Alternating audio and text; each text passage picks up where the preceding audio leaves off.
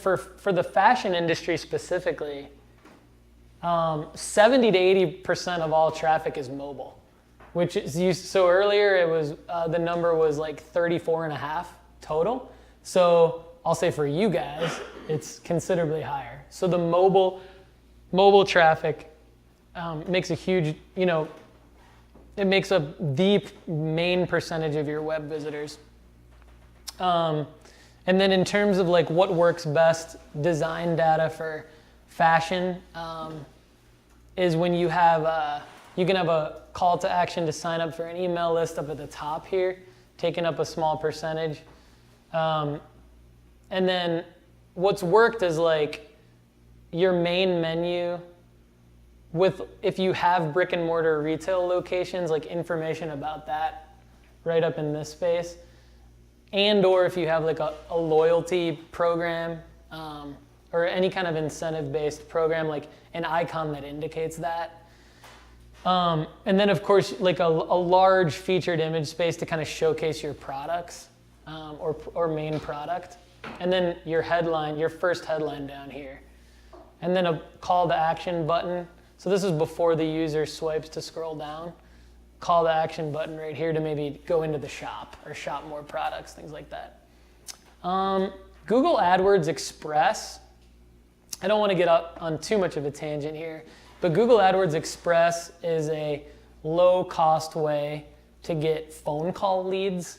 So if this is for the business that you came here to think about today, or if it's for another business, you can pay Google for a product called AdWords Express. It's different than AdWords, and it allows you to do the same thing I talked about with a boosted, it's like a Facebook boosted post really, where it allows you to set a geographic radius.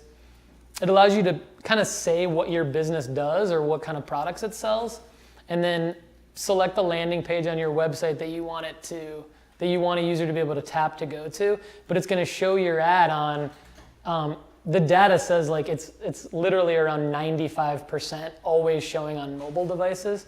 So I wanted to point that out for you guys, because if 70 to 80% of your web traffic is coming from mobile, and the most effective way to advertise on mobile and get phone call leads, that's the caveat, is it works really well for phone call leads. So if you're a business that's like needs to go directly into a website and make a purchase, it may not be the best. But if you're okay with people calling for more information about your product, or come to your retail location, or maybe order it through the phone or something like that, that would be a really good marketing play, because Google's gonna serve that ad 95% on mobile devices. Then they're just tapping to call. So they're making it search, tap to call. And it tracks, the platform itself tracks the data for you, so it'll tell you, here's how much you spent, here's how many phone calls it generated. And you can see the phone call data, so you can see this was from this area code at this time. It shows you like the first 6 numbers of the number, the time of the call, and the length of the call. So you can actually attribute back your sales, like manually, pretty easily to those phone calls if you want. Fashion sites that have the best content depth. So fashion sites that don't just focus on the e-commerce products, but also tell their story in like a history, timeline, blog, press kit, customer service, information about returns. Go in depth about all that stuff. There's 200% more transactions on sites that do all of that than just the sites that focus on, let's only have our best product imagery in our shop for people to see. Now that's not to say that you shouldn't focus on that, but then to have all of that other information in a main navigation item, or in the, like I talked about, a utility nav down at the bottom in the footer, even if you put it there, but it's there for people to drill into, it's going to increase your conversion rate based on the data. That's what the data says.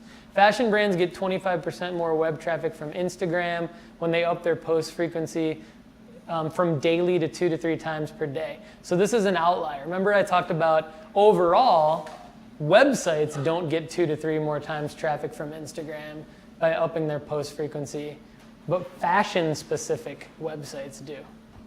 So that's key for you guys. Pinterest is still driving 5% of traffic on average, which is more than any other industry.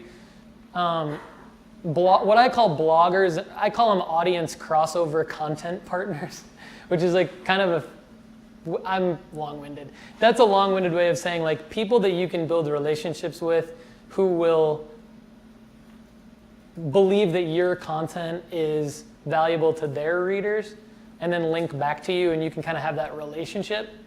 Those efforts will drive not only traffic to your website, but 25% more traffic in the fashion industry than in other industries. Facebook boosted posts I have as the biggest missed opportunity because many fashion brands are doing a great job of posting organically consistently, but then they're not taking the time to put the $2-3 behind the post to expand their audience to these other really interested parties.